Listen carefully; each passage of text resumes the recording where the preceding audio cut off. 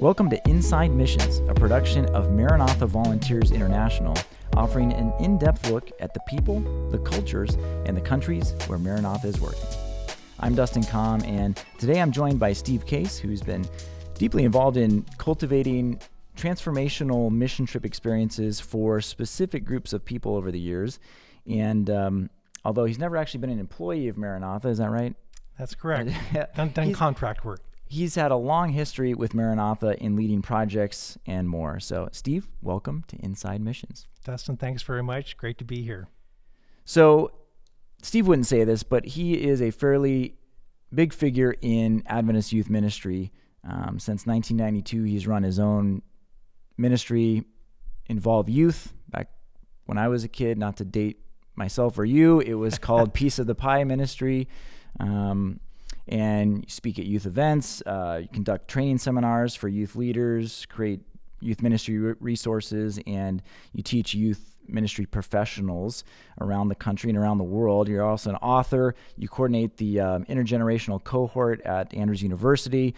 So all that to say, you're heavily involved in youth ministry, and you're invested in energizing young people to service. So part of that also included mission trips throughout your career. And you've been pivotal in crafting Maranatha's experience for teenagers on our mission trip for high schoolers, Ultimate Workout. So I want to just start off with what drew you to youth ministry in the first place? Yeah. I grew up as a Seventh-day Adventist. I loved to play sports, and so I wanted to be a PE teacher. During my teen years, I went through a personal religious conversion experience where Jesus became real to me, not just my parents' God. And so then that was great, but a few years later, my school principal planted the seed in my head, have you thought about being a pastor? And I thought, no, I admire certain pastors, but I don't identify with them. I'm going to be a PE teacher. He said, well, you ought to be a pastor. I thought, well, how would I do that? That doesn't seem to fit. So I didn't know if I should be a PE teacher who prayed before I shot every basket, or if I should be a pastor who did backflips off the pulpit. And so I went to college with a double major, PE and theology, not knowing which one. And if you would have asked me any day, it would have been one or the other, back and forth. And it wasn't until my fourth year at college, I went to Pacific Union College, that through some circumstances, through some circumstances that seemed miraculous to me, I ended up working for the youth at PUC, the high school age. And they got their very first youth pastor, so I got supplanted when I thought I had the job, and they got a full-time person, and here I was a student. But he asked me to stay on and be his assistant. His name was Bill Smith, and he completely shaped my whole orientation to youth ministry. So that's how I got started in it, and I found that in doing that under his leadership, and he was my mentor, that this seemed to be the fit that I was made for. It didn't hit me immediately. It just became something that I grew into, and I felt like, this makes sense for me. So I became a youth pastor in the Northern California Conference, and have been doing it ever since. It's amazing how one person can have an influence on someone's life like that. And yes. It wasn't probably even that long of a time that you were with him, maybe a year or 2 years. Right? Yeah, so 2 years. Amazing. Was missions always a component of how you reached youth as far as developing their spiritual growth, or was it something that kind of came along later? Yeah, I did not see it at all. And this was this same mentor of mine, Bill Smith. He said, we're going to go on a mission trip. And at that time, the conference said, no, you can't do that for insurance reasons. And being the kind of youth pastor he was, if the conference said no, that meant we were automatically going to do it.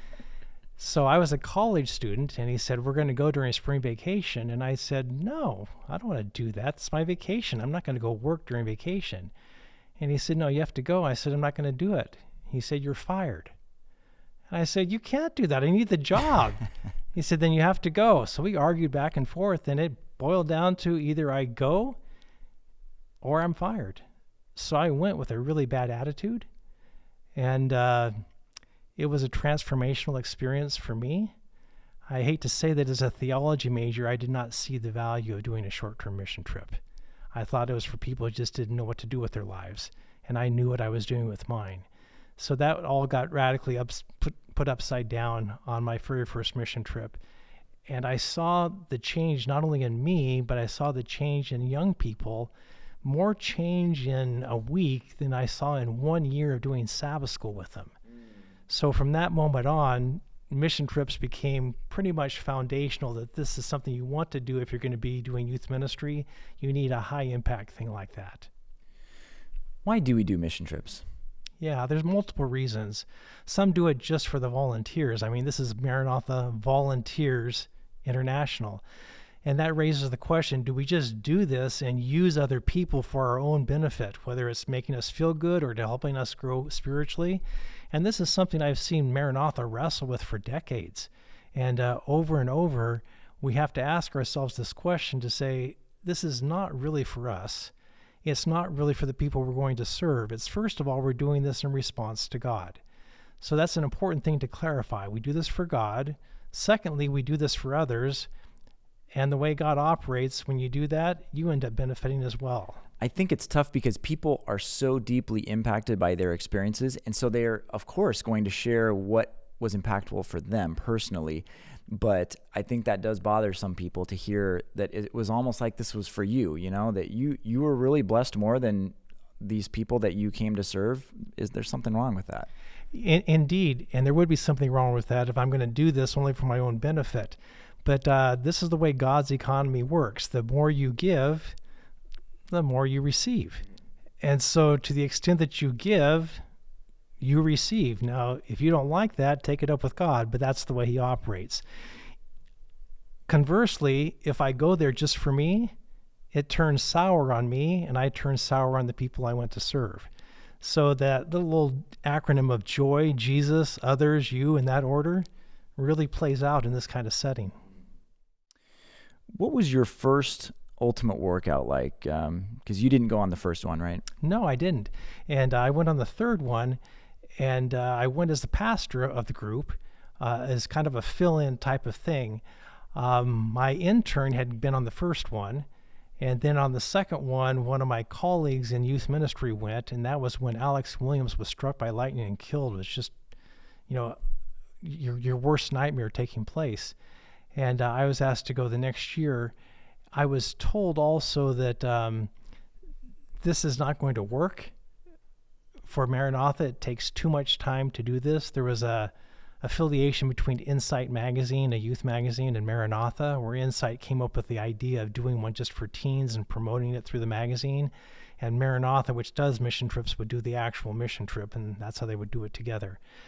So I was told before I left, this takes too much of our time. We can't afford to do this. It's too costly. And as teenagers, they're not going to make that much of a difference for Maranatha. They're not going to be major donors. So you go on this, Steve, but this will be the last one. So I went on it, and this was more potent than any one of the other mission trips I'd been on to that time. And I didn't know why it was so potent, but it certainly was. So I came back and I talked to the leadership at Maranatha, and I actually told them they were not Christians if they were going to stop this.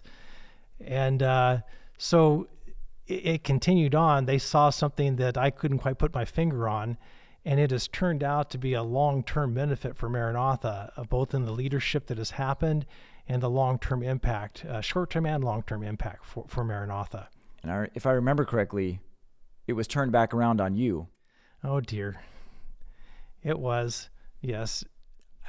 You brought up the fact that we can't get rid of this, and so yes. Who got asked to continue to take it up? I did, and I'll blame Don Noble for that. He and I, personal friends, jogging buddies at the time, we lived near each other, and I went in and just gave it to him, not as a friend, but as a professional, and he just started laughing at me.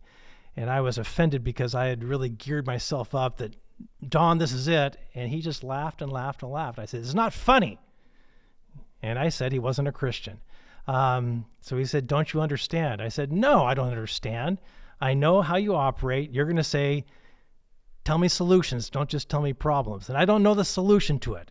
It needs to be a youth pastor, but a youth pastor needs to be with their church during the summer. So it can't be a youth pastor. So maybe a Bible teacher is the person, but a Bible teacher is busy with school and the end of the school year, and they're wiped out by the time I don't know who the person is, but that's up to you to find it. You're the president of Maranatha. And he said, "You don't get it, do you?" I said, "No." And he said, "You're the person." And he just had me.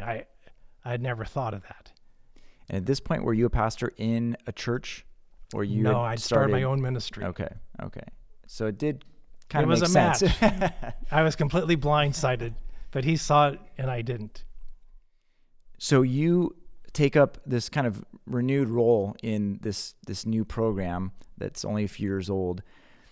After experiencing your first Ultimate Workout, what did you immediately notice about the experience that teens were having, and you saw improvements that needed to be made? Yeah, I saw what we often call bonding, the close connection that happens to people in an intense environment. Bonding had happened before on mission trips, but I think what made this more intense was the people did not know each other before they got there. Dustin, if you and I went to school together or went to church together, we kind of knew each other, we'd grown up together, and then we went on a mission trip, we share this experience together, and that makes us closer. But if you and I had not known each other, and now we meet in some other country, and we get acquainted, now we start from scratch, and our intensity is much stronger because we are starting from ground zero. So I start sharing with you much more than I would with most people because I don't have any background. You don't have any background. In fact, I can tell you that I'm an all-star basketball player. And you look at me and you say, "You're not very tall and you're not very fast." I don't think you are. But you have no way of trying it out. There's not a basketball court there. You have no contact back home. This is before cell phones. So maybe I am. And you tell me you're the best looking person in your school and the girls throw themselves at you. And I look at you and I think, I don't think so. But I have no way of finding out. And so we are able to create a whole new image of who we are. In teen talk, we would call this identity.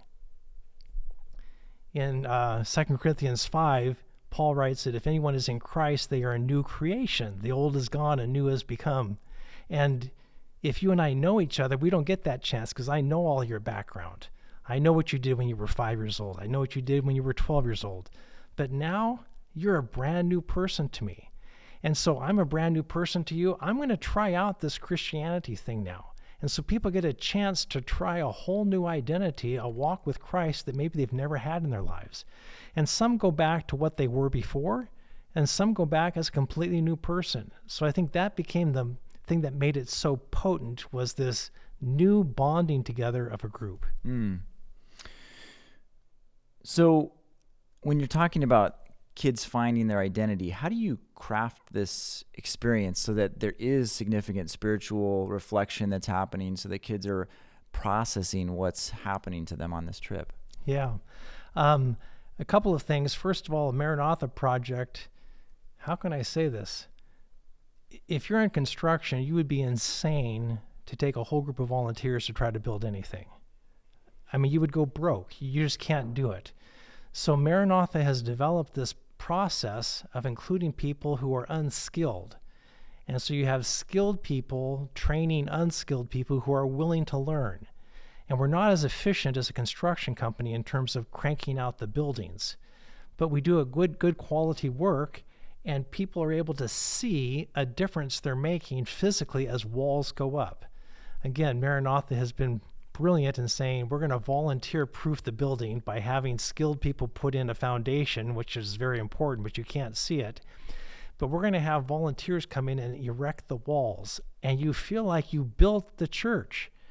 And technically you built a part of it, but it looks like you built the whole thing. And you say, my goodness, look at this. So while this is happening physically, simultaneously something is happening spiritually. How am I spiritually growing block by block by block by block? And that's where you need a very active Holy Spirit and people who can help process it. And it's a free-for-all. You are sort of the master of a lot of things, I should say. Icebreakers, you're the master of connection. And one of the things that you developed, which I got to experience a couple of years ago on one of Maranatha's family projects, is Maranatha metaphors. And Maranatha metaphors is kind of just a tool to get people processing their. So what are some of the tools that you have used over the years to get teens to process their experience? Yeah. Well, first of all, you may remember on that family project, the first few nights when we were together, we did a lot of name games in terms of learning one another's names. I cannot say with honesty, you know, my good friend here, what's your name, good friend? Yeah. Oh, Dustin. Okay. If I don't even know your name, I mean, that's just a starting point. And for most of us, we forget names. And the way we learn names is the repetition.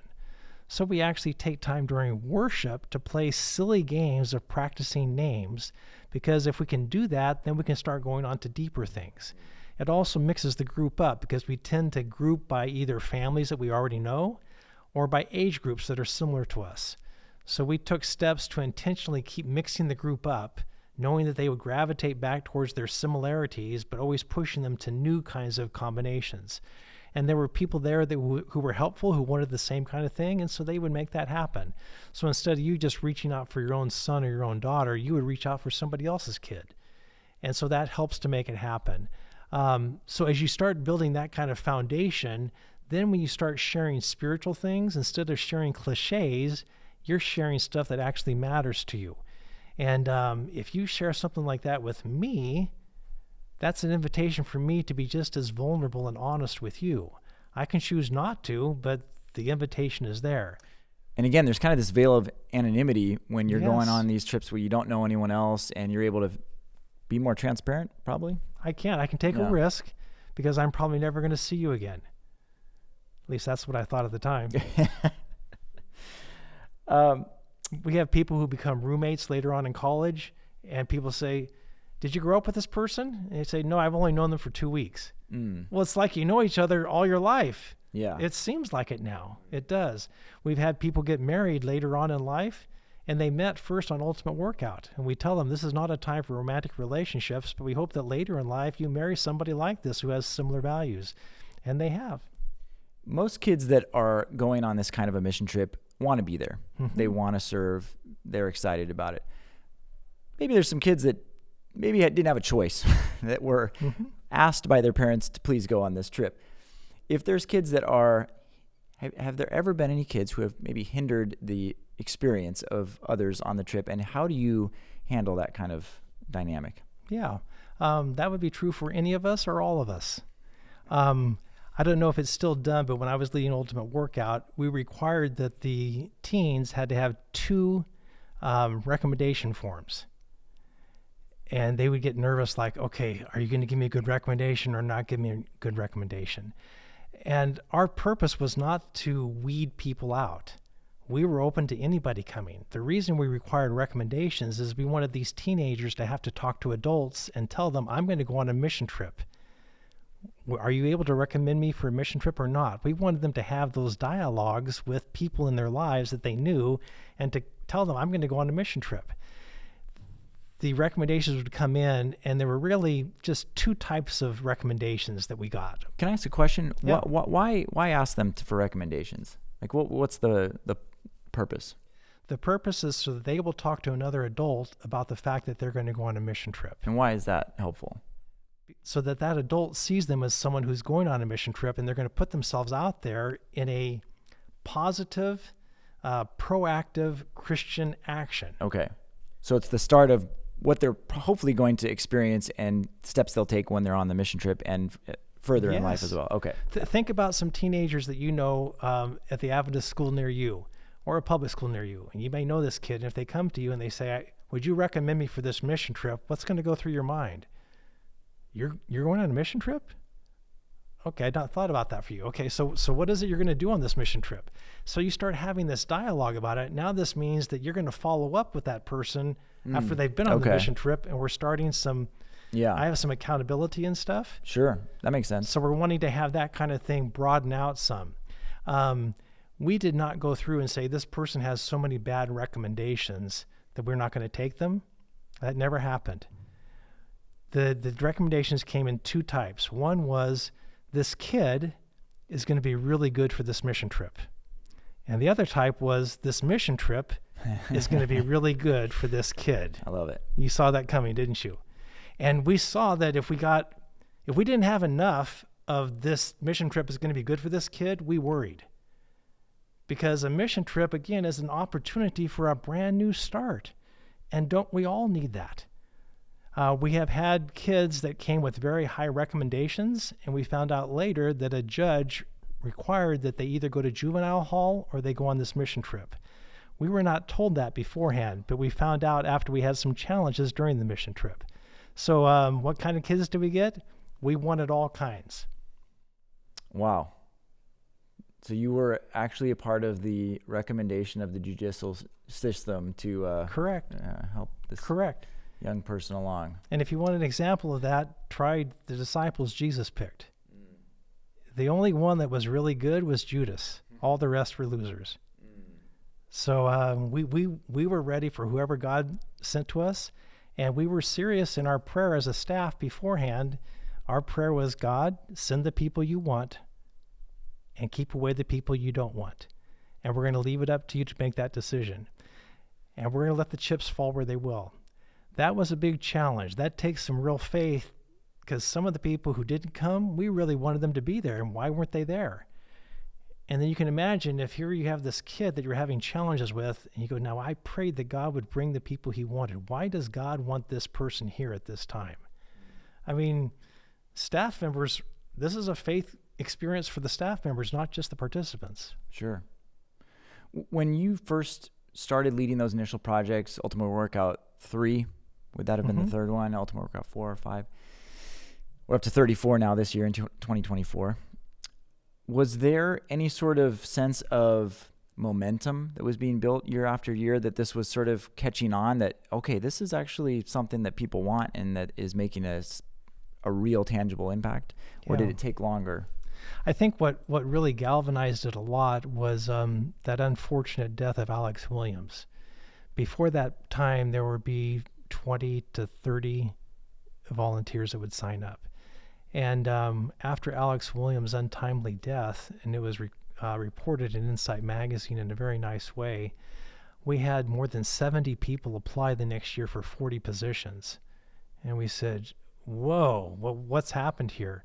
And the feedback we got from teenagers was this young man, this peer of mine, age-wise, gave his life for something. I want my life to count. Well, Alex was not asked, do you want to lay your life down? But that's what he did. But young people want to make a difference. When they're teenagers, they're kind of told, you need to go to college, you probably have to get a graduate degree, you need to do an internship. Maybe by the time you're 40, you can make a difference.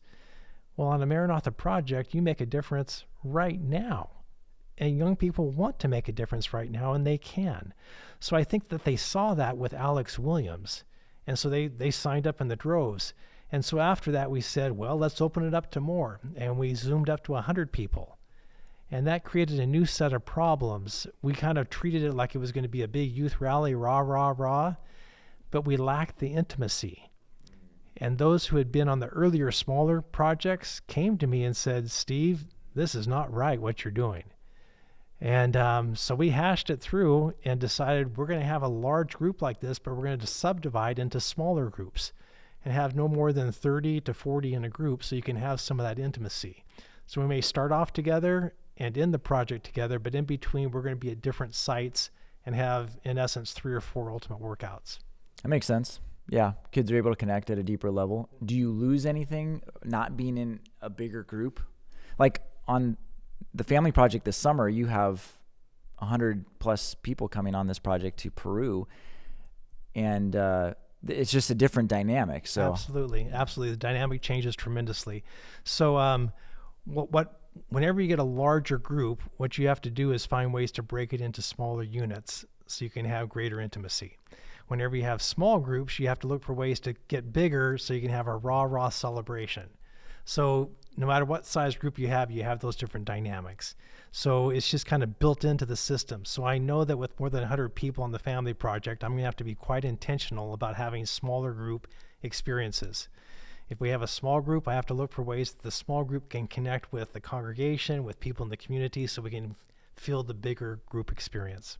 I think on our project 2 years ago in Peru that we went on together, you were commenting too that distance from the site can make a difference. And sometimes logistically you can't be in the community where you build. But I think when we were in Arequipa there in Peru, our site was maybe 45 minutes away, and we bonded more as a group than with the community. And you noted that sometimes it's the opposite because you're in the community. If you reside where the community is and the construction project, you're going to be tighter bonded to that community. When you're away, you have to choose either to go back to the community and be with them in the evenings, or be as your own group and bond together as a group. Would you choose one or the other if everything was the same, or do you really never have the option because you're kind of limited with logistics? Yeah, I'm limited with logistics. Yeah. People who work in summer camp know this inherently, and that is there's something about the campfire at night. What is the magic of the sun going down and people coming around a campfire, and you just start being more open and you sense a greater spirituality? What is that? And camps will even change their time zone so that darkness comes sooner for them, because there's something magical that happens there in darkness. And so there's also another dynamic that if your group is coming already knowing each other, like let's say it's a church group that already kind of knows each other, or a school group that knows each other, then you already have some connectedness that has happened. So you can more intentionally go with interaction with the nationals. If you have a group like the Ultimate Workout or the Family Project where the people do not know each other, I will usually opt to try to get them together more as a group in the evenings and try to get them connected to the community during the day and on Sabbaths. We will sometimes intentionally on our last weekend do our Friday night together just as a group of volunteers as kind of our high point. And then Sabbath we'll go to church and make that the high point with the nationals. I've had sometimes people from the community have tried to join us on Friday night, and in my opinion they're going to take away our group dynamic that we have as volunteers. And I've actually asked them to leave, and some people have been very offended that I did that to our hosts. And they've been very angry with me, and I see why. But I can anticipate that if they're there, then it's going to be our local host, not our Maranatha group of volunteers, and I want to have both, one on Friday night and one on Sabbath itself. At the same time, I'm looking for ways to disintegrate the group after that, because otherwise they go home and kind of have an emotional drop-off. So I try to separate the group so it starts disintegrating before we're gone, so we don't have quite as much of a drop-off. I was going to ask about that because especially with teenagers, as we've talked about, they're having this really unique, special experience where they can kind of try on different personas, have a different relationship with God than maybe they've had at home. And everyone talks about a mountaintop experience that they have on this mission trip. And then the pessimistic side of people thinks, well, they're just going to go back to who they were before. What's your take on if it's still important or not, regardless if they go back to who they were before? Yeah. Taste and see that the Lord is good. For all of us, we have ups and downs, and some are more extreme than others. In my own personal experience before I did mission trips, I mentioned I had a conversion experience during my teen years, and there was a big emotional high that I experienced, and then a gradual tapering off. And it's easy with these new emotional experiences to equate my emotions with God. God is involved with my emotions, but not only my emotions, but other things as well. We are whole people. We are thinking people, but we are also feeling people. And so to have emotions being part of it, I think is vital. But to make that the only indicator of our connection with God is dangerous.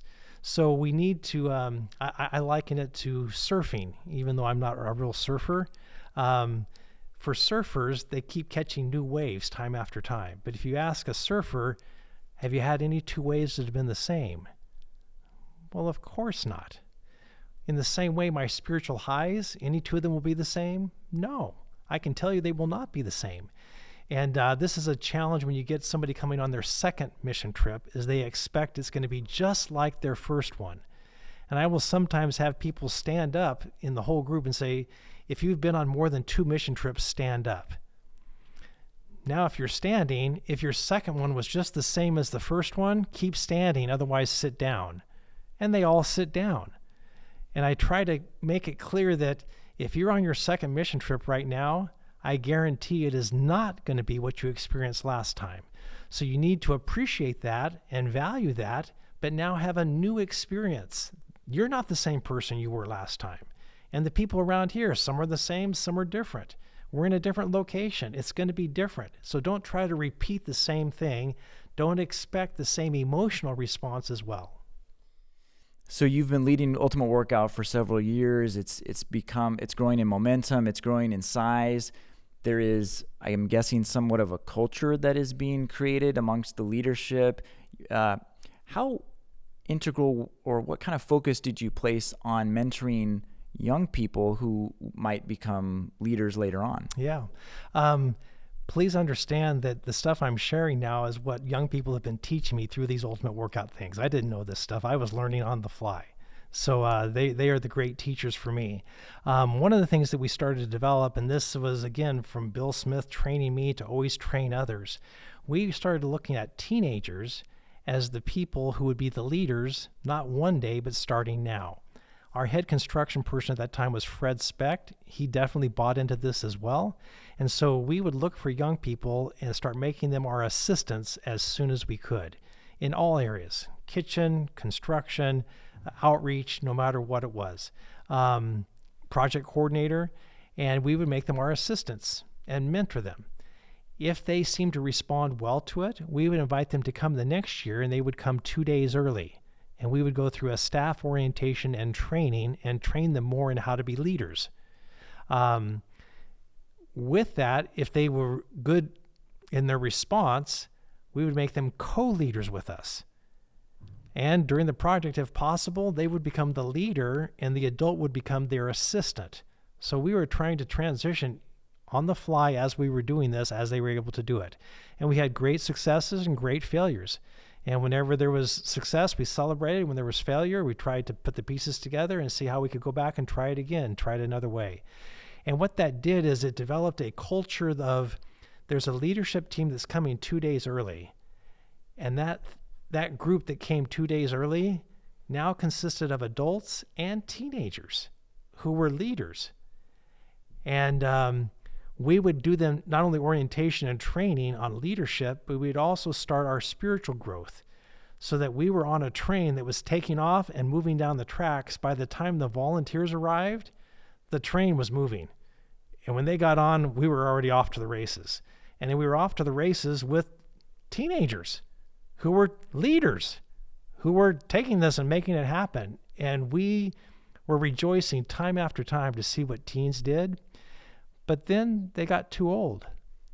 Because as you know, Ultimate Workout is the most narrow age range for any Maranatha project, just high school students.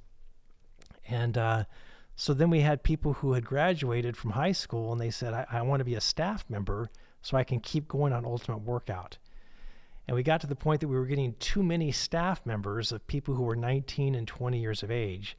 And that's what gave birth to the collegiate project or the young adult project. We needed a place for those people to go and do it on their own. They were already leading. They were competent to do it. They had done it. And was the collegiate program just sort of a natural, how did it differ from Ultimate Workout? It's different age range Yes. now, different place in life. So how did it differ? Yeah, well, one of the things right off is you don't have to have permission slips. It's the paperwork, less paperwork. And the paperwork is indicative of also the locus of control, who makes the decision. So it's no longer the parents who decide whether or not their teenager goes. This person is recognized as an adult and they decide if they're going to go. And so there's a lot more autonomy, and they're also dealing with different questions in life. They're dealing with more intimacy kinds of questions. They're dealing more with what they're going to do with their lives. Instead of what college am I going to go to, is what is my vocation going to be? And instead of saying who's my girlfriend or my boyfriend. And serious relationships, Yes. Yeah. So there are different issues in life. In talking about the leadership for Ultimate Workout, it seems like that becomes a tight-knit group over the years. If there's a lot of return leaders, was there any not danger, but was it just Ultimate Workout these leaders were serving on? Was it just a youth mission trip they were being associated with that they were only focusing on? Was there any danger in them just focusing all of their spirituality on this one project? Yes, there's always that danger that we put all of our eggs into the one basket of this is the thing. Some people will do that with something like camp meeting, or some people will do it all on a family reunion or a special moment once a year. And so some people look to Ultimate Workout and this was their spirituality. And that is problematic. It's good to have the spiritual high, but what do you do the other 50 weeks out of the year? And so looking for ways to do that becomes a challenge. And it may depend on where you're living, what your circumstances are there. But we told people the same God who was present on the mission trip is still present when you go back home. So you may not have 40, 120 people, 160 people with you, but God is still with you. So what are you going to do back there? And don't expect it to be an Ultimate Workout or a mission trip, because that's a very intense experience. If we were to stay on the mission trip for, let's say, 6 months, the dynamics would change. We're only there for a week or two, so it's very, very intense. For those who have been student missionaries for 9 months to a year, they sometimes look at short-term missionaries and say, you guys don't know what you're doing. I know what it's like. I've been here longer. If you talk to people who have done missions for 5 to 10 years, they look at the 1-year student missionary and say, you don't know what you're doing either. And for those who do 5 to 10 years, those who have done it their lifetime look at them and say, you don't know what you're doing. And I would say, probably none of us know what we're doing. But for each one, there's a valid thing that happens. And just like I personally take a retreat for myself once a year to say, God, what is the direction you want for my life right now? I think it's valuable to do that kind of stuff. But to expect that to be your lifestyle 24/7, 365 days a year is not realistic. Look at nature. There is ebb and flow. There are seasons and things like that. And so you have to expect that kind of thing as well. You talk about some of the transformations that you've seen with teenagers over the years going on Ultimate Workout. Is there any specific person or story that comes to mind of a really dramatic transformation that you've seen? There's so many. I wouldn't know where to start. I would not know where to start. I'll throw out one of my favorite. Her name is Rachel Davies. She was supposed to go, or she signed up to go on the Ultimate Workout, but she was too young to go. And at that time, it was being operated out of my office, the paperwork, instead of out of the Maranatha office. And my secretary sent her the wrong letter of acceptance. And she should have sent the letter that says, we are glad you're interested. Please check with us next year. So I ended up in El Salvador. And here's this little girl that came running up to me. I can't believe on this mission trip. And I said, and who are you? I'm Rachel Davies.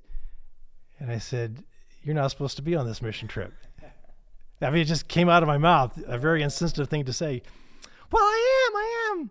And she became one of the leaders of Ultimate Workout. She became a project coordinator on Ultimate Workout. Just a major change, and what a difference she's made in many, many people's lives. And she's one of my heroes now.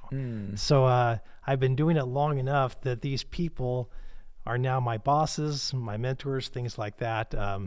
Since I'm not doing Ultimate Workout anymore, some people who have done Ultimate Workout as volunteers have become Maranatha staff members, and they've become my boss. So I should have been nicer to them when I was theirs.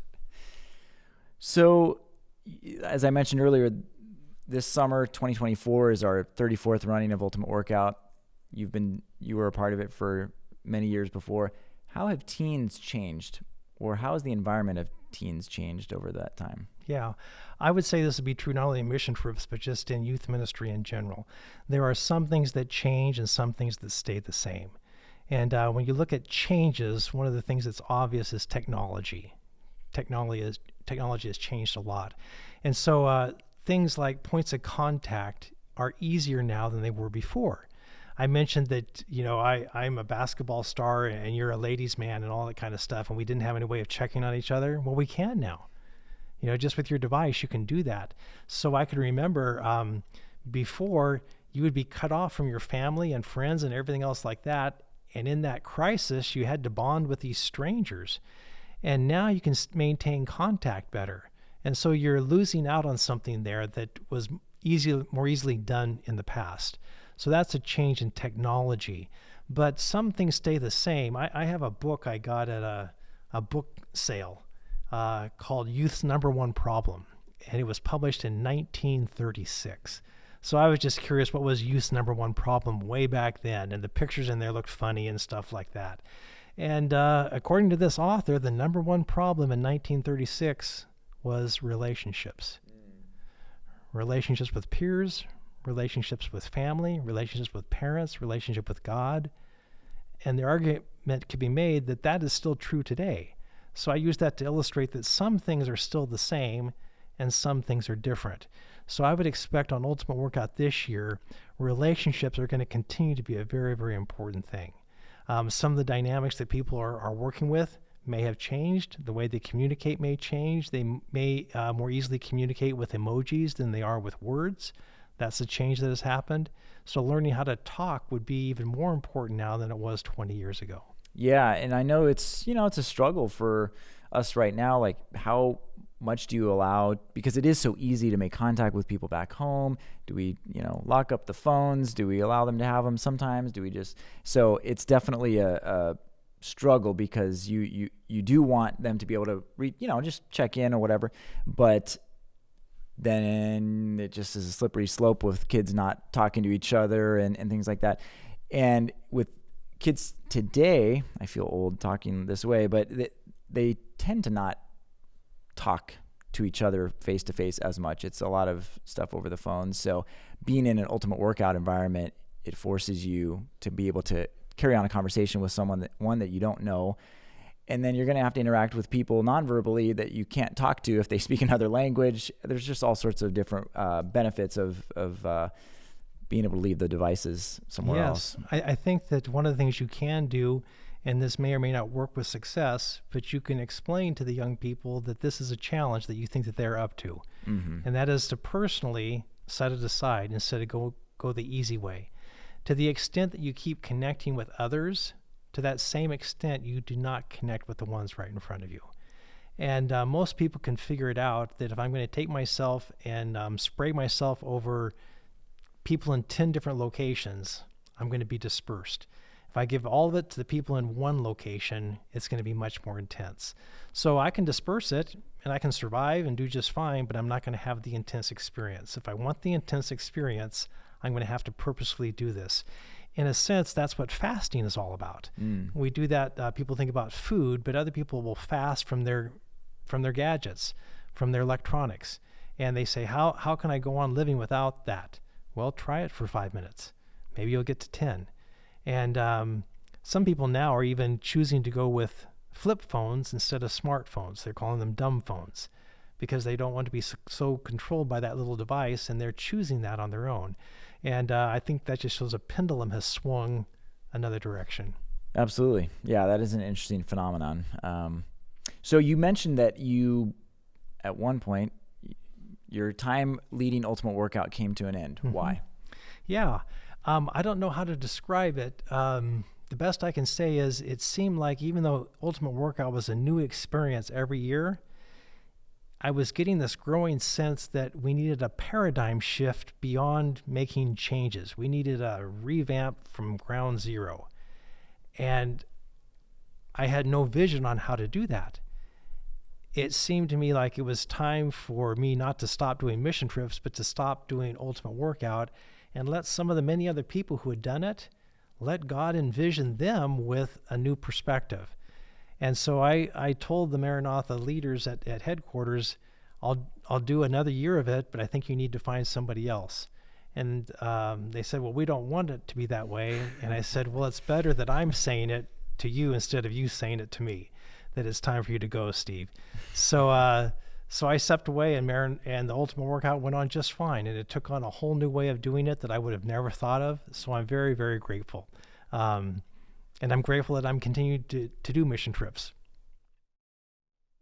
I don't know if you want to call it an accomplishment, but what gives you the most satisfaction when you look back on the outcomes from Ultimate Workout? What gave you the most joy about those accomplishments? Yeah, two things I would say. One, this is the volunteer side, and that is the changed lives of all ages, not just the teens, but the adults that went along as well. So the changed lives. And the second one is the impact of what we left with the people. When we show up and all these volunteers are coming usually from North America, that makes an impact on that community immediately. And then with the building, they have something that is long-term and lasting way after the volunteers are gone. So it makes a difference there in the ones we're serving, and then the changes in the lives of the people who went as volunteers. So you've led kind of younger groups for years. Mm-hmm. And at some point, you begin to look at missions in a multi-generational way. What prompted that, and what have you been doing? I believe you were asked to start Maranatha's Family Project program. I was. Yeah, I was. The reason was that there was a time when Maranatha volunteers, if you looked at the age group of those who went, there were two age groups that mainly went. Instead of a bell curve, it was an inverted bell curve. So we were bipolar, if you please.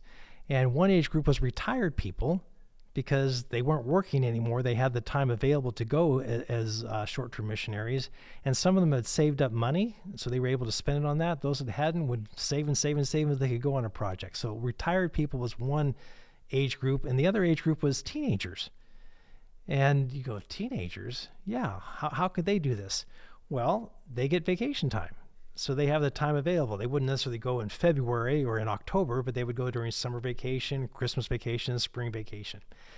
Well, how do they come up with the money? Well, most of them don't have the money. But it's very easy for them to go up to somebody and say, Mr. Calm, I want to be a missionary. Are you going to say no? Yeah. The only question is how much you're going to write the check out for. But right now, if I were to come to you, Dustin, and say, I want to go on a mission trip, will you sponsor me? You're going to say, pay your own way, dude, you know?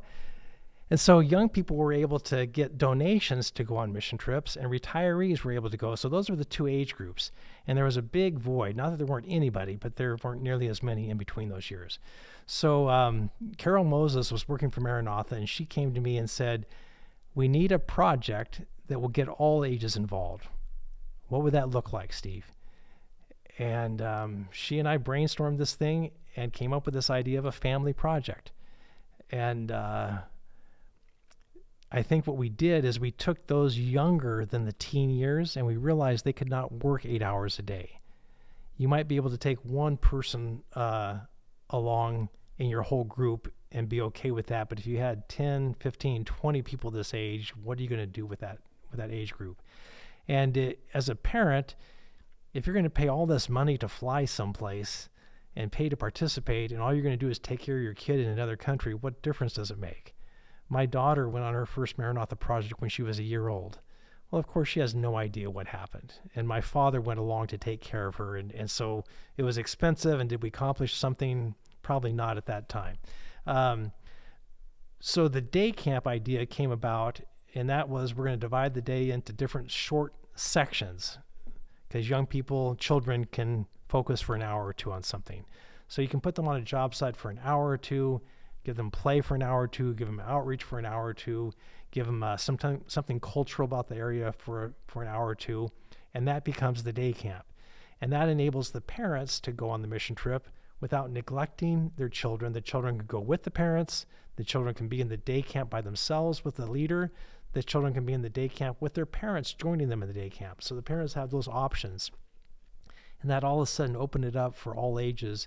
And there's more than one family project a year for Maranatha. And at the same time, more congregations are going on projects and looking at all ages within the congregation and following similar models. So Kenneth Weiss, vice president here at Maranatha, told me that now our age range is pretty well equal across the ages. And so if the family project gave a model that helped, great. If maybe it was just something that was happening anyway, I don't know. Yeah, I got to say, I mean, you asked my wife and I to lead the day camp a couple years ago in Arequipa, Peru, and it was a really cool experience to see these kids get to, and frankly, a lot of the adults wanted to kind of jump in and be a part of day camp because of the cool experiences that we were having. Day camp is the best group to be on family projects. Got to do some construction. We got to go visit a Spanish-speaking Adventist school. So our kids, English-speaking kids, got to sit in a classroom and be super uncomfortable in an environment that they had no idea what was happening and trying to figure out, clues of what the class was talking about. We got to go to a market, got to do some service, helping with Vacation Bible School, and did some painting. And What a great variety. And I love the fact that parents get to choose, right? Like you don't have to just stay with your kid the whole time. I think sometimes people feel more comfortable being with their kids in another country or what have you, but you can also just drop them off, or you could do a mix. You could come one day and for the one event that you want to be at for day camp, and then work on the construction site. So it's a great model. Yeah. Quick question for you, Dustin. When you were leading the day camp thing on that particular family project, you mentioned that the kids were uncomfortable. Now, some adults just want their kids to be comfortable all the time. Why were you allowing these kids to be uncomfortable? What allowed you to do that? Well, I think that when you're uncomfortable, you learn. And being in an uncomfortable situation, I have to say, going on a Maranatha mission trip in general, unlike ultimate workouts, probably in the past, we didn't talk at all about your accommodations on some of these trips in the past, but in general, Maranatha projects, most of them you are staying in a place where you're going to be relatively comfortable. And being able to, and our whole lives, most of our lives are fairly comfortable. So whenever you get a chance to, you see this in strength training, in any sort of athletic endeavor, when you are uncomfortable, that means that you're getting stronger, you're getting faster, you're getting smarter if you're, trying to learn something new, like a new language. And it was just great to see, and they're going to be fine. Like it didn't hurt them to to be in an uncomfortable situation. And now they can identify with, and funny enough, this was in 2022. And right after that, there was an influx of kids that came to my school, our kids' school, from other countries that didn't speak English. And guess who my teachers, or it's my alma mater, so that's what I'm saying, who our teachers were saying were the first kids that were talking to those new kids. The ones who have been put in uncomfortable Not to brag, but it's not anything about that. It's just the fact that I don't know if they would have. They may have otherwise, but they put themselves in that situation already the year before on that trip. Wow. So great example. Well, I was just trying to highlight that you as a leader, even though it was your first time in that leadership role, you sensed that the kids needed to have that experience, and you knew that they were not in danger or something like that, but it was a push for them. And so they grew because of it. You mentioned accommodations. I don't think people are going to go on a mission trip if they don't want to be taken out of their comfort zones, because there's going to be all kinds of things that happen that take you out of your comfort zones. For some people, having their own bathroom is a non-negotiable. It's all relative, right? There's lots of different levels of this. Exactly. And in general, babies and young children need a very predictable kind of environment. On the other end of the age spectrum, senior citizens also need a very predictable kind of environment. In between, it changes. And the group that is most open to fluctuation is teenagers. And so that's why on the ultimate workout, you can push the comfort zone thing much more than you can with a family project, much more than you can with an adult project. You still take them out of the comfort zones, but you don't have as much range. And with the teenagers, you have the biggest range that there is as far as taking them out of their comfort zones. So that's why we would go camping in tents, in the rain, right next to the construction site in an open field. And there's no way I would take a family project on something like that. If we did, it would be a very, very small family project of adventure seekers. But the family project now, for example, we aim for a 2 to 3 star hotel. So we're not looking for camping. We're not looking for a ritzy kind of place. We're looking for something fairly modest, clean, and that fits the age range that we have. Are there any other accommodations that you have to make for a multi-generational mission trip besides just accommodations? I think you have to look at what are the tasks available that you can do, how much skill is needed, and what age group can do that. So when we are doing a site visit for a project like the family project, besides construction, which since it's a Maranatha project, you know there's going to be construction, but what other things are there going to be? So we have a medical dental team that's coming up. Well, little kids are not going to be able to do very much on the medical dental, but we also are going to have eyeglasses, reading glasses. They could help with the reading glasses. We also are going to have the interactive health that Kenneth and Brenda Weiss developed with their children. And so the children can be helping out with that kind of stuff too. So you have to be looking for ways that you can involve people who are coming. Most of them are not bilingual, different ages, and then choose accordingly. One of the things we're going to be doing is we're going to be in Peru, and they're going to be in school. They're not going to be on vacation this time of year because it's the southern hemisphere, and we're going during our vacation time in the northern hemisphere. So we're actually going to go to the schools, and we're going to do English classes with them where they're practicing conversational English, and we're going to be with them for recess as well. So we're going to enter into their schools. The teachers there want to have that influx of English-speaking people, and so we're going to do that, and then we're going to invite them to come to Vacation Bible School. It's not really Vacation Bible School because it's not vacation, but it's that kind of stuff. So we're doing that, and while the children will be doing that, there will be some adults that will be going along as well. So we are integrating that into that, in contrast to doing surgeries or something like that. From a spiritual experience perspective, is there any difference between a family project that is intergenerational and a teenager mission trip? Yeah, I think the difference is for teenagers, again, we mentioned that this is an identity formation time, so you're trying out new identities. With something that is intergenerational, you get the benefits of a little child will lead them. So children are actually going to help adults renew certain things that adults have forgotten about. And adults have to find ways of communicating their faith in ways that people understand who are not 60 years of age. And that becomes a challenge. Teenagers get to find out that 30-year-olds are cool after all, and maybe they can learn something from them that their parents have been trying to teach them, but they're not listening to anymore. So there's a mutuality. It's not a matter of just older people are going to help younger people. Everybody helps one another when you're intergenerational. It sounds cliche, but experiencing it myself a couple of years ago on the family project, there is this sense of family that is built along this 10-day, 12-day project. You do have people of different generations that connect at lunch or dinner time with people that are younger, and you have conversations that you'd probably never have otherwise that lead to, just like you said, people considering new things about their faith because someone else said it, not their parents, or an adult really having to process something because a kid is asking some hard questions. Exactly. It can go either way. Yeah. Exactly. Yeah. So we've talked a lot about your mission trip experience that you've kind of helped to curate over the years.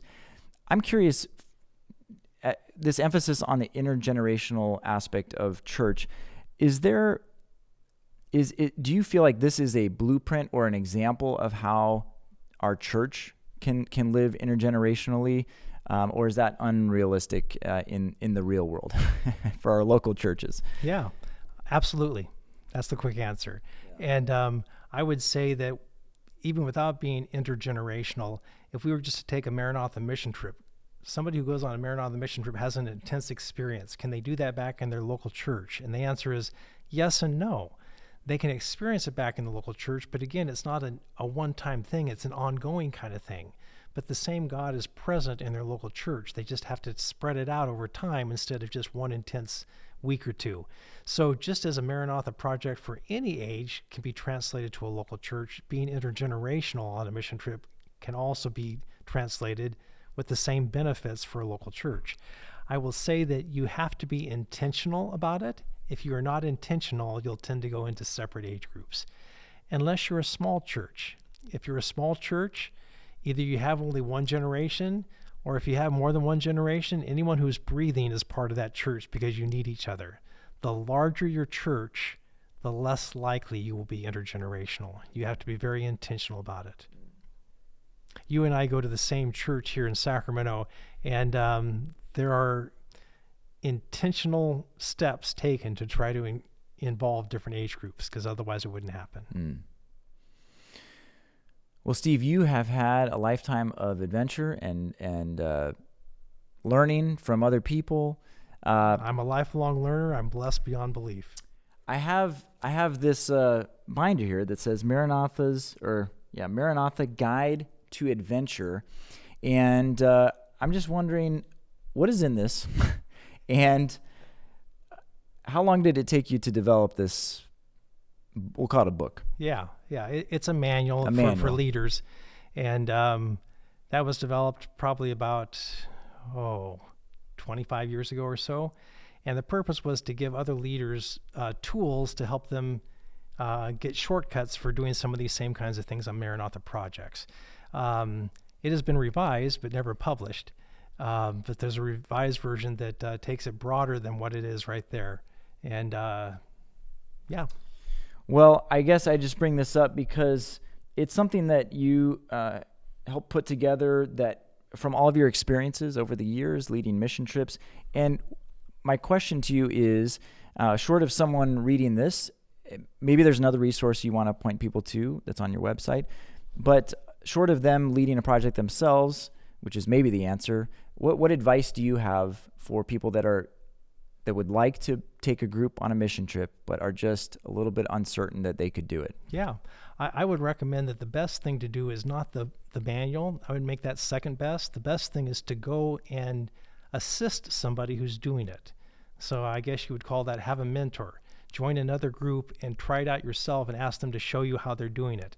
I can tell you, somebody wants to come with me on the Maranatha Family Project, I'd love to have them come along and I can show them how to be the project coordinator or some of the other kinds of tasks. We're always looking for people to do that. So that would be what I would recommend first of all. Go and do it, real thing, as an assistant. And then after you've done that, then go and do it yourself.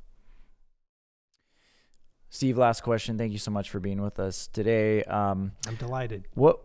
How has being a part of the mission of Maranatha changed you as a person? How were you as one person before Maranatha? How are you different now? Yeah, I think Maranatha makes the reality of God vivid for me in heavy doses.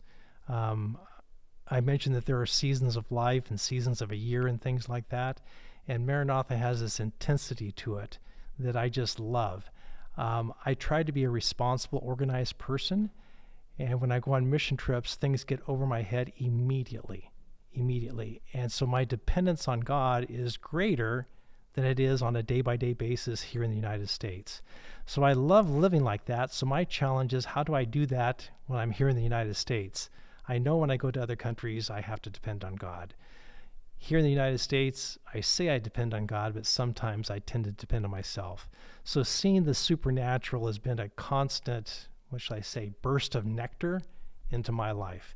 So Maranatha makes God very real and vivid to me. Well, Steve, you mentioned earlier you and I grew up, or we've been in the same community. I grew up, with you in the community as a positive adult, and you've been a big impact on my life and in many others. And thank you for all that you've done for Maranatha. And is there would you like to point people to your website? Is it Involve Youth? InvolveYouth.org. I would point them to the Maranatha website. I was going to say, you can check Steve's resources out, and also he's leading a project, although I think it's full and it's probably going to be passed by the time a lot of people listen to this, but you have been leading a summer family project for Maranatha every June last half of June. So look on maranatha.org/volunteer. There's probably a mission trip coming up that Steve is leading, so look for that. And don't limit yourself to me. There are other people who've done many of these mission trips as well. Steve, thank you so much for being on Inside Missions. Happy to be part of it. Thanks.